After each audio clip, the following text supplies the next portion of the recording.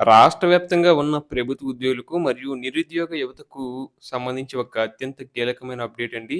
రాష్ట్ర ప్రభుత్వ ఉద్యోగుల పదవి విరమణ వయస్సును మరో 3 సంవత్సరాలు పెంచబోతున్నారనే వార్త ఇప్పుడు సోషల్ మీడియాలో మరియు సెక్రటేరియట్ వర్గాల్లో దావానలంలా వ్యాపిస్తుంది.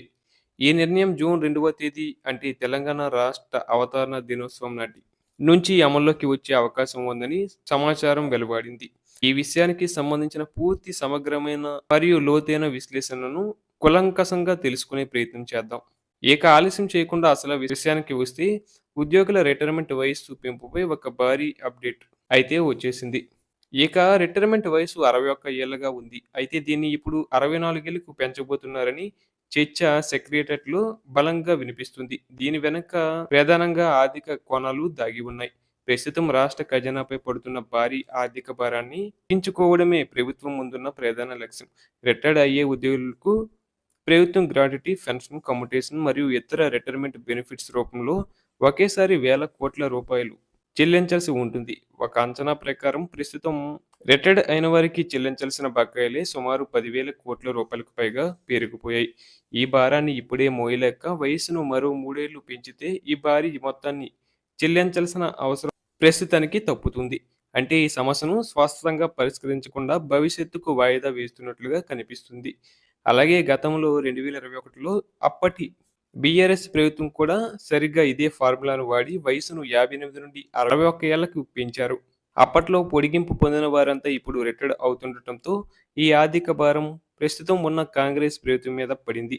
అందుకే ఇప్పుడు ఈ ప్రభుత్వం కూడా అదే పాత ప్లేబుక్ బాటలో పయనిస్తూ భారాన్ని 2028 లేదా 29కి నెట్టేయాలని చూస్తున్నట్లు తెలుస్తుంది.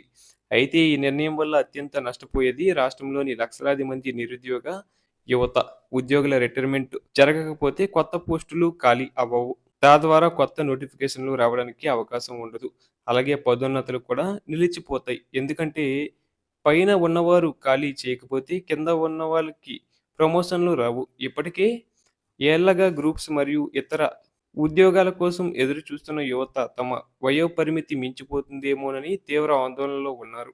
మరో దిగ్భ్రాంతికరమైన విషయం ఏంటంటే రాష్ట్రంలో సుమారు 37,000 మంది ప్రభుత్వ ఉద్యోగులు అక్రమంగా సంక్షేమ పథకాలను పొందుతున్నట్లు ఐఎఫ్ఎంఐఎస్ పోర్టల్ ద్వారా బయటపడింది. పేదల కోసం ఉద్దేశించిన తెల్ల రేషన్ కార్డులు, ఇందిరమ్మ ఇల్లు, వృద్ధాప్య పెన్షన్లు వంటి పథకాలను మీరు దుర్వినియోగం చేస్తున్నట్లు సమాచారం. వీరిపై కఠిన చర్యలు తీసుకోవడంలో ప్రభుత్వం కొంత ఆలస్యం ప్రదర్శిస్తుందనే విమర్శలు కూడా వస్తున్నాయి. పరిపాలనలో అనుభవం అవసరమే అయినప్పటికీ కొత్త ఆలోచనలు ఉన్న యువత కూడా వ్యవస్థలోకి రావాలి. శాఖల్లో సగటు వయస్సు పెరిగిపోవడం వల్ల పరిపాలనలో చైతన్యం తగ్గే ప్రమాదం ఉందని నిపుణులు హెచ్చరిస్తున్నారు. రాబోయే జూన్ 2న ఈ ప్రకటన ఒకవైపు రాజకీయ చతురతగా కనిపిస్తున్నా మరోవైపు నిరుద్యోగుల ఆశలపై నీళ్లు చల్లే నిర్ణయంగా మిగిలిపోయే ప్రమాదం ఉందని పలువురు భావిస్తున్నారు. ఖజానా ఖాళీగా ఉందని చెప్తూ లీకేజీలను అరికట్టకుండా యువత భవిష్యత్తును పణంగా పెట్టడం ఎంతవరకు సమంజసం అనే ప్రశ్న ఇప్పుడు తెలంగాణ సమాజంలో గట్టిగా వినిపిస్తుంది.